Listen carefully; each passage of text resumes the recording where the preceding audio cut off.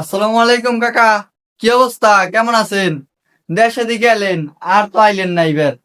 দেশে তাই কি অঘটন ঘটাইছে? ওয়ালাইকুম আসসালাম।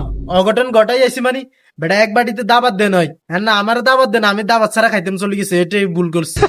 এই তো অঘটন ঘটাইছো। দাওয়াত দেয় নাই হেবেন খাইতে গেছো, আর পলিথিন লই গেছো গরু গোসো আনার লাগিয়া।